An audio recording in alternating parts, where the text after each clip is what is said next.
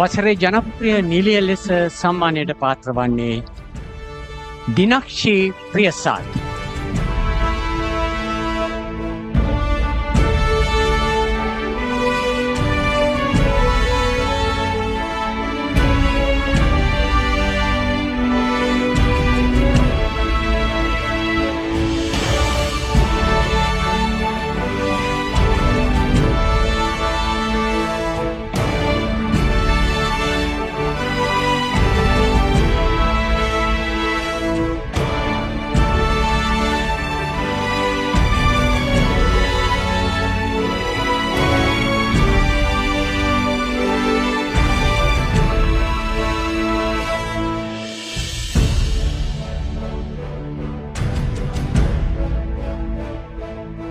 දක්ෂී සුබ පැතුම් මේ වගේම ඔයා තරණ අදහස දැනගන්න කැමති මේ විචිත්‍රවත් රාත්‍රියේ.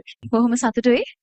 පසුගිය අවුරුද්දේ විශාල ආදරේ චිත්‍රපටය වැඩිම ජනතා ආකර්ෂණයක් හිමි කරගත්ත චිත්‍රපට අතරින් එකක් බවට පත් වුණා.